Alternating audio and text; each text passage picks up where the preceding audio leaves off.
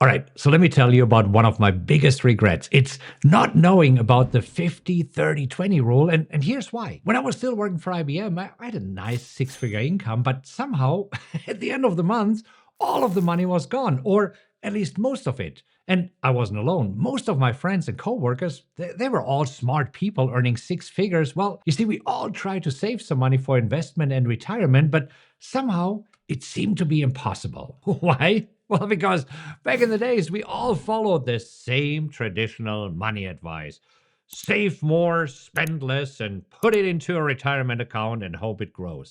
Sounds simple, right? Sounds so simple, but it's like having someone who wants to get in shape just to tell you to eat less and exercise more. Yeah, duh. Thanks, Captain Obvious. You see, the real problem is we didn't have a real system or a framework that actually tells us what to do with our money once it hits our account. And no, no, no. I mean, it's not some boring budgeting. I mean, come on, really? Who wants that? Just think about your paycheck like a pie, right? What I'm about to show you is exactly how to slice it up so that you can enjoy life now while building serious wealth for later. So let's start with the first number, the 50%. This one is for your needs, the non-negotiables in your life. And this is where we are talking about your rent or your mortgage payments. This is where we are talking about basic groceries, not the fancy stuff, basic groceries. You know what I mean, right? Utilities, obviously, insurance, basic transportation costs, and also minimum debt payments if you have debt. Now, here's another quick story from my IBM days. You see, I'd been with IBM for approximately 2 years, give or take. And you see, all of my coworkers, they were driving BMWs, but the really nice ones, right? I mean, the 535 or the 735. And back in the days, trust me, that was the top of the line. Well, and guess what? Little Marcus did. Yep. I went to the Beamer dealership and had them give me a quote for these cars. But then I realized, I mean, between the rent, the car payment, insurance, and all of the other bills, all of my needs were closer to 70% of my income. So no wonder I couldn't save anything. And you see, here's where the 50% rule is genius, because it really forces you to make honest decisions about what you actually need versus what you just want. And let's be real. I mean, sometimes what we think we need isn't really what we need at all. You see that fancy apartment in the coolest part of town and the car payment that's eating up 30% of your income. Do you really need this? I, I mean, let me be honest for a moment. For me, it was often just to impress others. Yep, I really was that insecure that I needed others to admire how cool the apartment or the car was. And if you think, yeah, that's you, right? I'm different. I don't need to impress others. Really? Anyhow, so back in the days, I've seen it all of the time. Somebody gets a raise and then immediately upgrades to a bigger apartment, immediately leases a nicer car or buys fancier clothes. And you know what I mean, right? And look, I get it. I get it. When you're making good money, it's tempting to upgrade your lifestyle. And that's why I love the 50% rule, because it gives you a reality check. Think about it. If your basic needs are taking up more than half of your paycheck, I mean, that's a red flag. Now, it doesn't seem this way, but trust me, you're already living beyond your means if you want to build real wealth fast. So, in a nutshell, the 50% rule really forces you to really decide what you actually need versus what you want. And that clarity, that's where the magic starts to happen. All right, now let's talk about the fun part. And that's the 30%. This is your wants money, right? This is your living your best life money. This is your treat yourself category.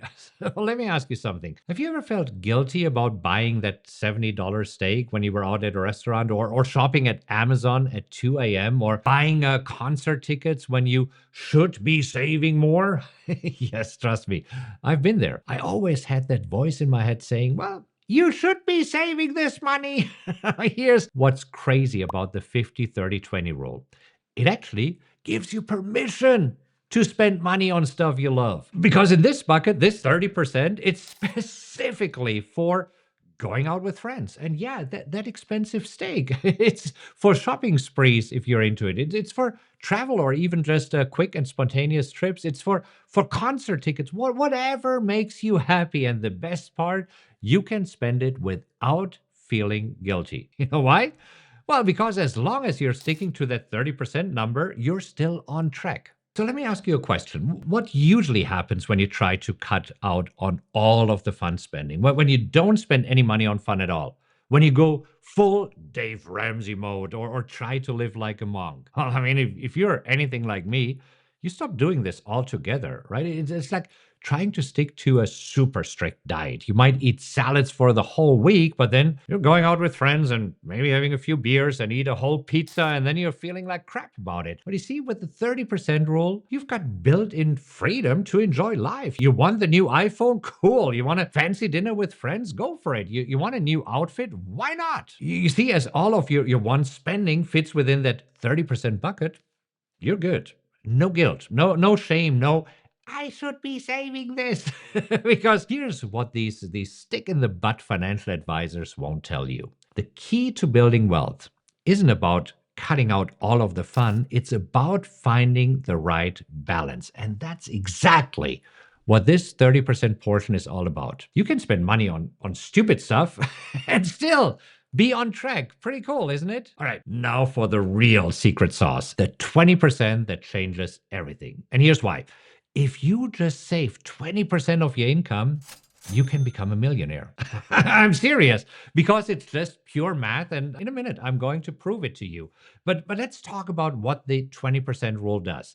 It puts building wealth on autopilot. And here's how you should use this 20%. So this is for number one, paying off debt if you currently have some debt. And this is where I mean credit card debts or something like this, right? Number two, you should start building your emergency fund if you don't have one yet. And if you're done with this, then it really starts getting fun, because now you use this 20% for your investments. Now, here's the deal. Even though I'm mentioning this 20% category last, this money comes out of your paycheck first, before you even think about that new iPhone or the fancy dinner. So if you need more for your needs this month, it has to come from your wants bucket. Making sense? All right. But now, as promised, let me show you some math. So let's say you're making $7,500 a month after taxes, and 20% of this is $1,500, right? So if you invest that $1,500 monthly and get a pretty standard, let's say 12% return, in 20 years, you'd have almost 1.5 million. In 25 years, you're looking at almost 3 million. And by the way, if you don't want to wait 20 years and get to a million quicker, I did a video how to do that. I'll link to it in the description and also post it somewhere here. Anyhow, you get the idea. So here's my point. All of this happens without counting any salary increases that you will get, obviously, or bonuses. And here's what's crazy. You see, most people, they think they need to save 40 to 50% to get rich. And then they try it for a month, right?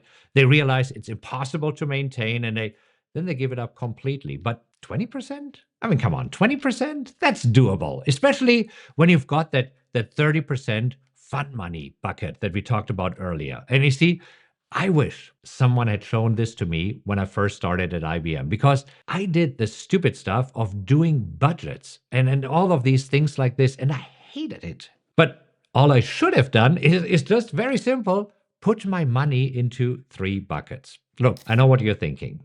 Well, that all sounds great in theory, but I get it. You probably have a million buts running through your head right now. But my rent is too high. But I have debt to pay off. But I don't know. I don't make enough money. But the economy sucks. But inflation is crazy. And trust me, I had all of these same excuses at IBM. And you know what? Some of them were even true. But here's the truth. The 50-30-20 rule isn't about being perfect. It's about having a North Star to guide your decisions. Maybe right now your needs are eating up 65% of your income. And you know what? That's okay. At least now you know that's the problem. And you can start making adjustments in your current expenses, or you can focus on increasing your income. The point is, you don't have to get it all right and perfect tomorrow. The point is that now you have a framework that actually makes sense. I mean, doesn't it? One that lets you enjoy life now while at the same time building wealth for later. Because, I mean, let's be real. Most money advice is either so strict that you can't stick to it, or it's so vague that it's absolutely useless. But here, the 50-30-20 rule, it's like having a GPS for your money, because it tells you exactly where you are. It tells you exactly where you need to go, and it tells you exactly what adjustments you need to make along the way. All right, so here's what I want you to do right now. Number one, calculate your monthly take home pay, this after taxes, right? And then number two, multiply it by zero point 0.5, zero point 0.3, and zero point 0.2. And those are the target numbers for each category. And number three, now compare them to what you're actually spending. And that's it. In order to do this, all you can do is with the bank statement or credit card statement, you can use 3 different color markers. And you take a marker and you just cross through. Is this in the needs category, in the wants category, right? In which category is it? It can only be in one of these two because, I mean, the saving part is the easy one. Anyhow, that's it.